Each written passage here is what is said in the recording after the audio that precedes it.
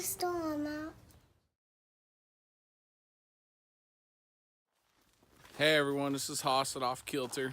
We are attempting this for the second time because we tried a woods walk earlier, Owen and I. It was, the thermometer read 108, and so it's just too hot for technology in Florida. So halfway through the walk, actually 11 minutes in to the raw video, the phone shut off because it was overheated. But we found something really cool on the walk, and if you follow us on Facebook, you already know. If not, you're just gonna have to wait and see when I do a video here. So we decided to, it's a little cooler now. It's not unbearable outside right now. So we're out doing a walk and we're gonna film our video on getting ready for hurricane season. It's here. It's not around the corner, it's here. And if we're not careful, we could get caught off guard fairly easy. You know, I'm really worried about what kind of a hurricane season we're gonna have this year with all the crazy weather going on in the country and then the insane heat we've had here. I'm really worried about it. But before I get into that, let's go ahead and take a look. One of the tasks we have, and it's so tough while our friends are gone up north, is we get to check on their pineapples. And in doing so, if they're ready before they get back, we get to eat them. And I love pineapple. So I'll go ahead and I'll show you the pineapples here, and then we'll get into our video. So, here's a small one. See if I can get it to focus. There we go. Here's a small. These guys grow pineapples like it's nobody's business. Just another one there. They grow all of their. I almost like this one is cute. Okay, come show me. Hey. They grow all of their pineapples from the tops of other pineapples.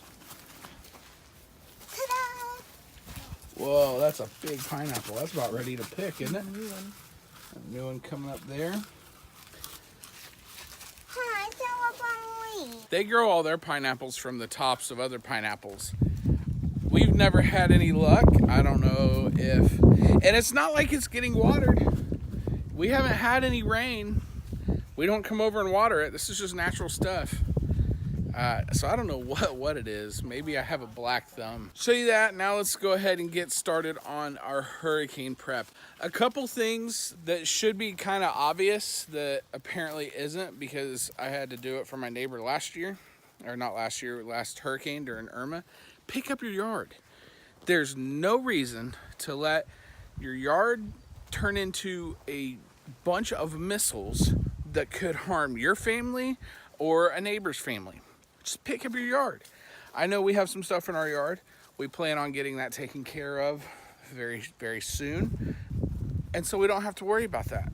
But if you know a storm is coming, pick up your yard. If you have, I don't know, a empty plastic bird bath that's weighted at the bottom, you might want to go ahead and pick that up. Also, something that should be obvious that isn't is board your windows. Now, not everybody has the ability to board their windows, but if you do, board your windows. Final thing isn't very obvious for many people, but it doesn't, I'm putting it in this section because it doesn't really fit anywhere else. Divert your downspouts away from your house. You're gonna get so much rain. Yes, that's Mommy and I'm mowing.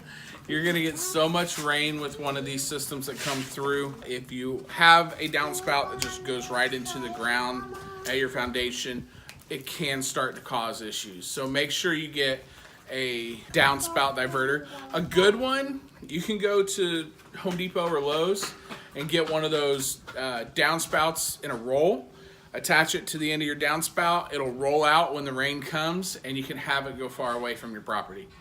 So that is a very good option. Now, the reason why we're doing this is maybe there's some new people to hurricane threatened areas, whether it's Florida or Gulf Coast, Alabama, Panhandle area, all the way over into Texas.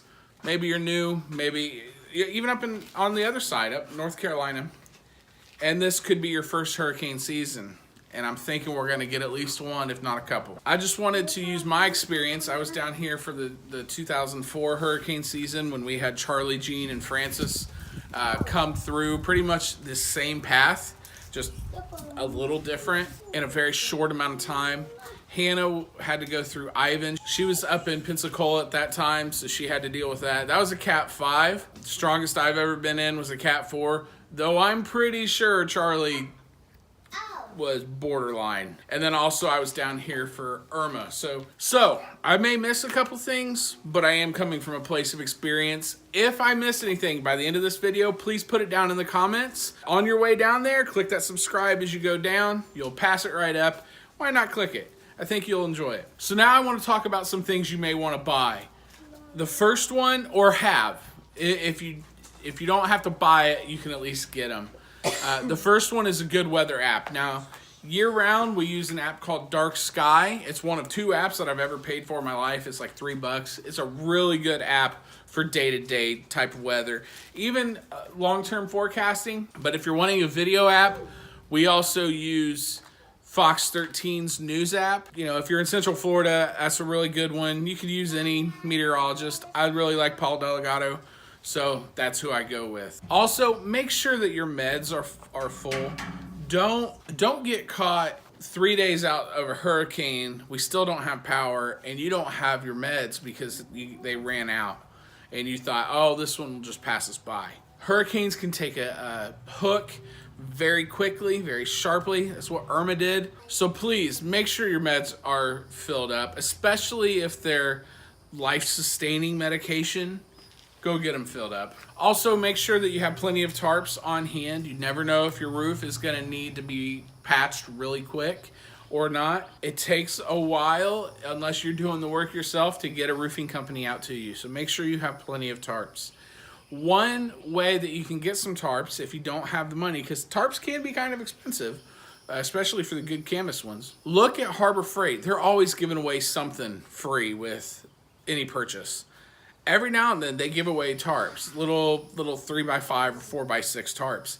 But if you go there enough times, you'll get enough tarps that you'll be able to work if you needed to. Sandbags is also important. If you live by a lake, by a creek, by a river, by a canal that tends to flood, you're gonna want sandbags.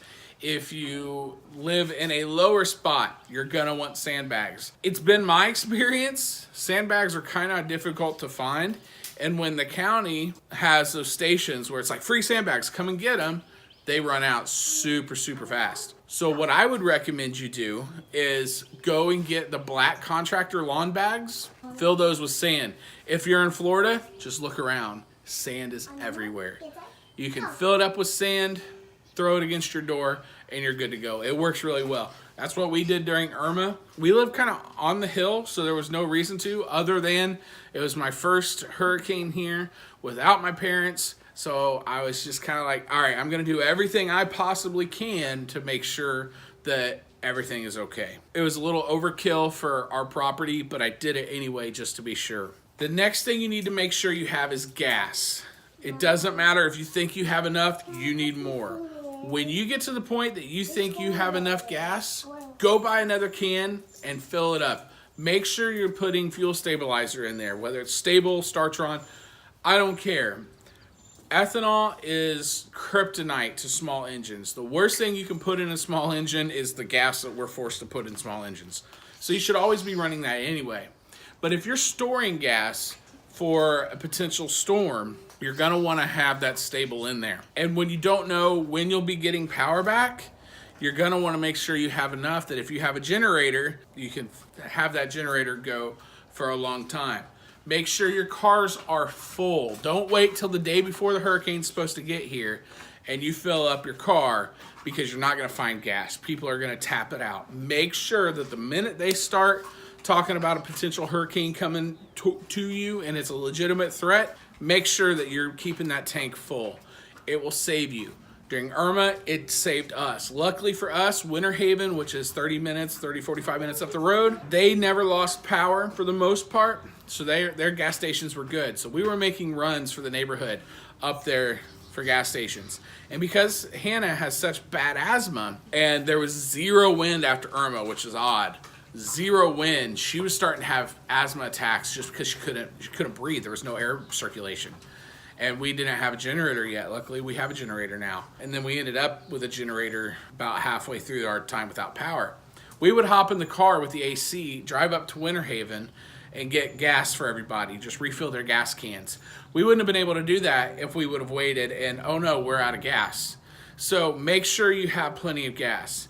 Get a weather radio as well. Your phones are good, but if cell service goes down, you're gonna want that weather radio. Our local radio station was able to broadcast throughout the entire hurricane last time. So as long as you have a weather radio or a boombox with plenty of spare batteries, you'll be able to get the information that you need. Solar chargers or a power inverter that hooks up to the battery.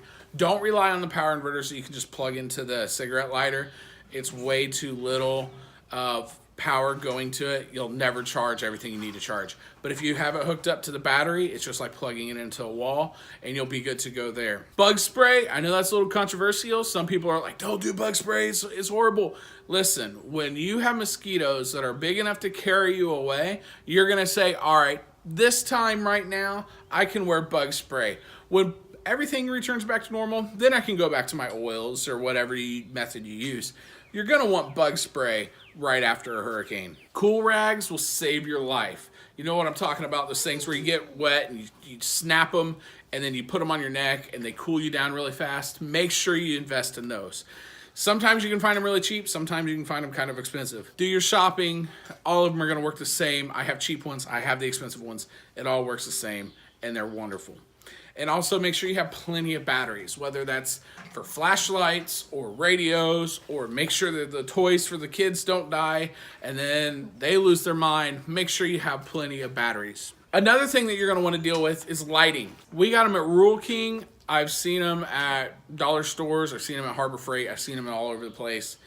They look like light switches and they're just LED lights. Those things are wonderful. They have stickers on the back. You can put them on the wall. They'll light up the bathroom, light up whatever room that you're kind of huddled into so you can cool that area and not have to worry about the whole house. They're great for that type of thing. Emergency glow sticks are also a godsend, especially when you have young kids.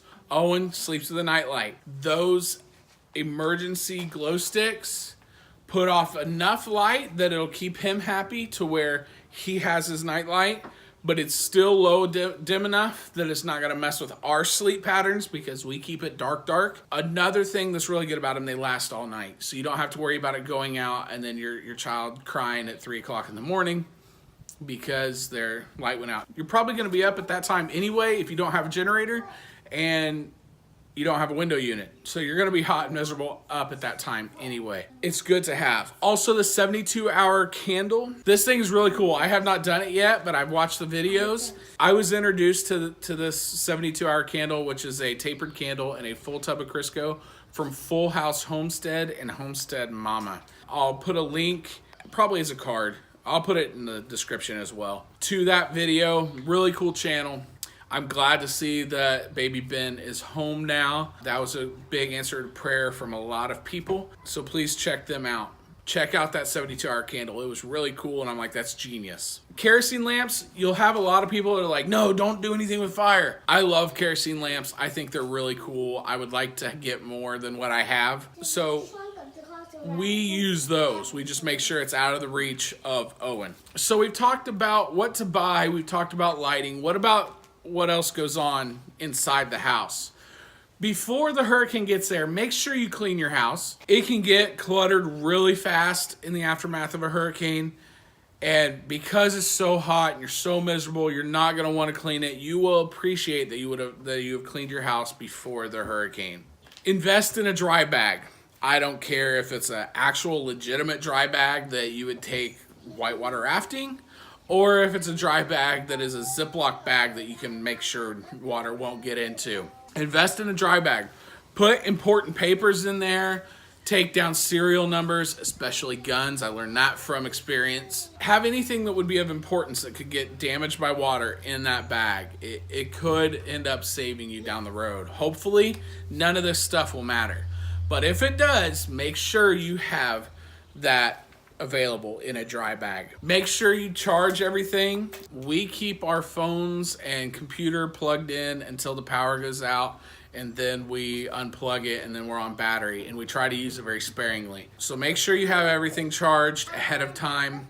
Leap pads, make sure the leap pads are charged. And now we get to probably the most important part of living after a hurricane, and that is water. You need water. You need water to drink. You need water to flush your toilets. You need water to cook with. You need water for cleaning, because you're going to feel gross. You're going to want a shower of some kind. We'll get back to the water. While we're kind of in that realm, I want to mention laundry. Get all your laundry done ahead of time. So there is these big, like 2.5 gallon jugs of laundry detergent with a spout.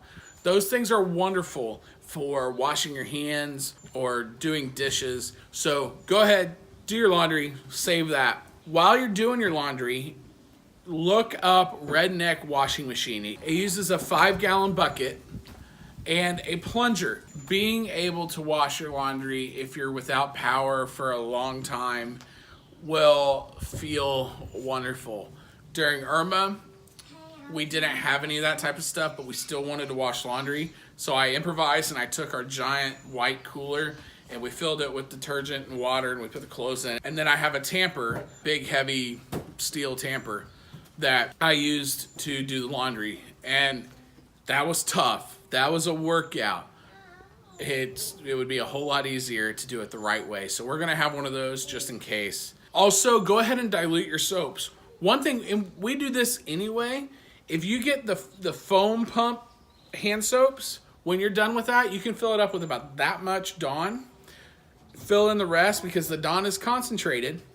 Fill in the rest to where it's not too thin, and you create your own foam soap. So we do that anyway, but it's definitely a good idea to do this during the hurricanes, because it'll make rinsing your hands a whole lot easier when you don't have any kind of pressure and you're trying to conserve water. We just recently bought a camp solar shower. And so we're gonna set up a space to where we can use the water that we have set aside as a quick shower. Yeah, not everybody is without water. We are, because we're on a well, so that's gonna come in very handy. So now that I've talked about hygiene with water, how do you need to store water?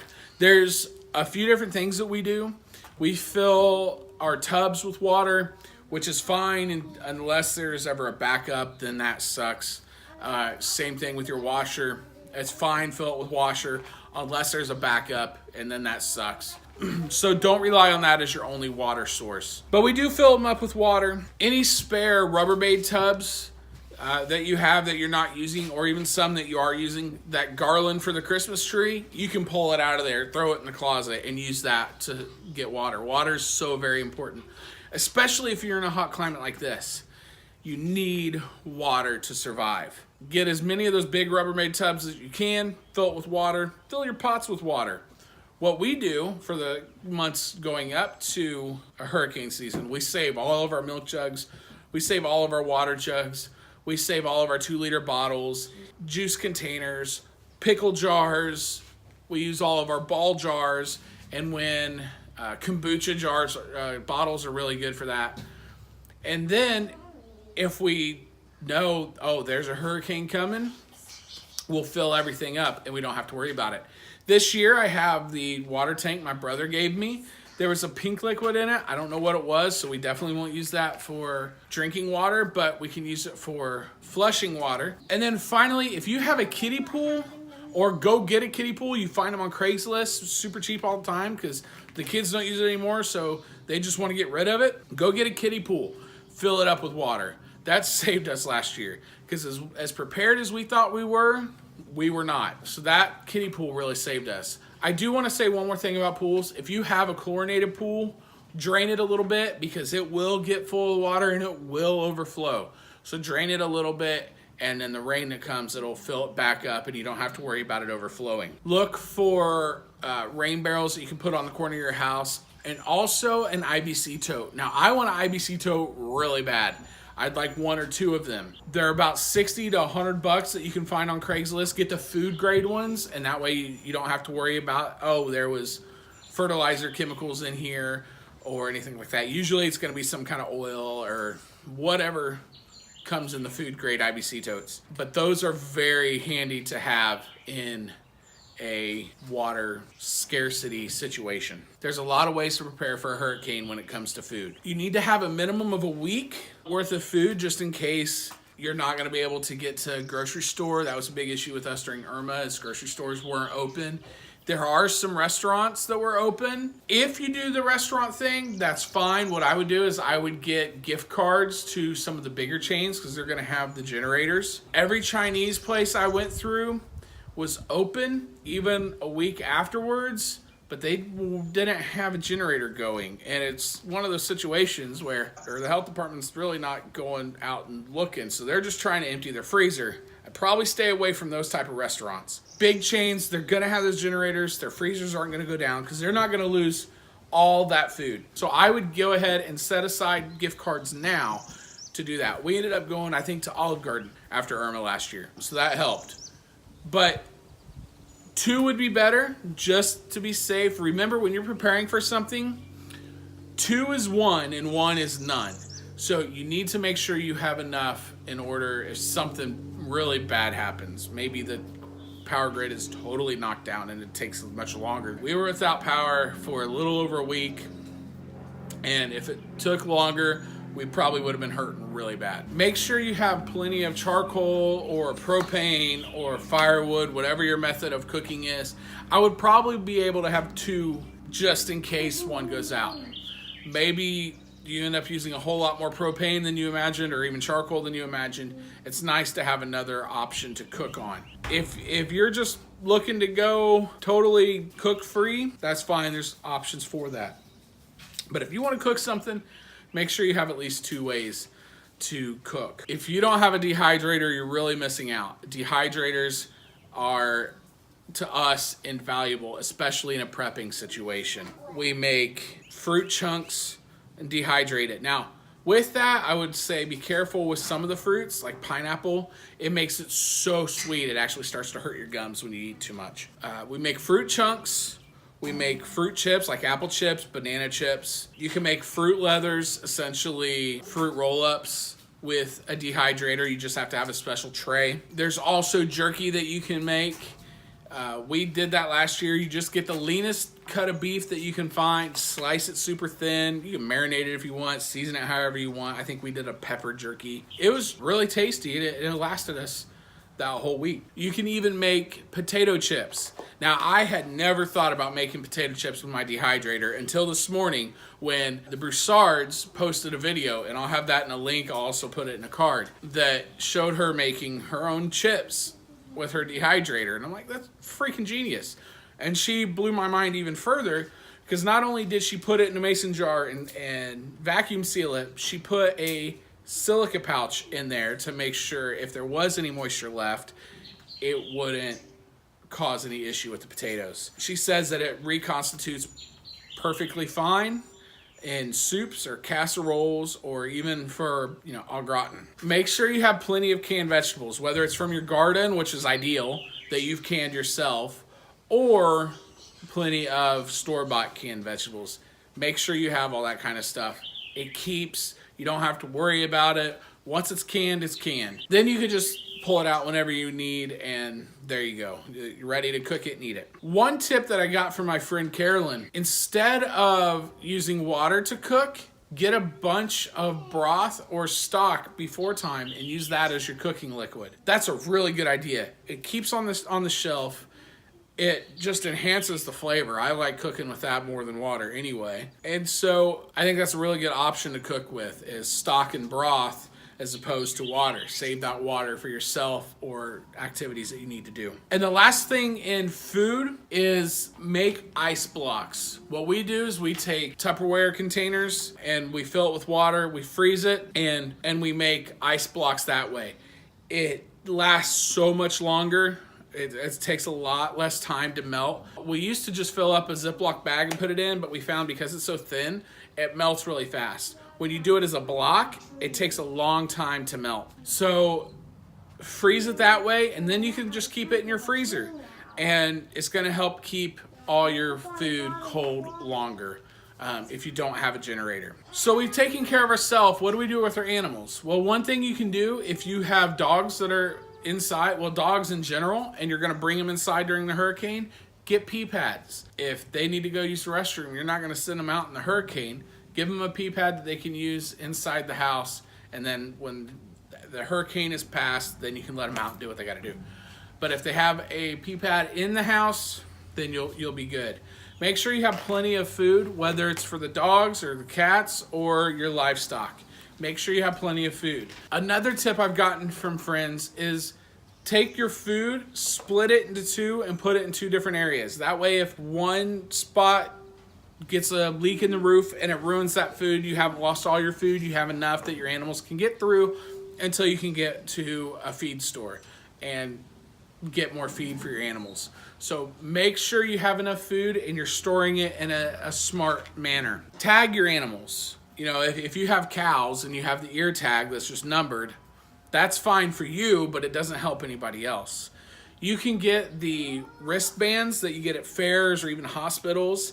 Write your information on it, put it on their leg in any spot. With cows, you may need two, but put it on there that it's gonna stay. So if they get loose, because your job as an animal owner is to keep them safe, give them the best shelter they can. However, if the shelter goes down, or if the situation, and you're just gonna have to watch this, it's gonna be a split-second judgment call.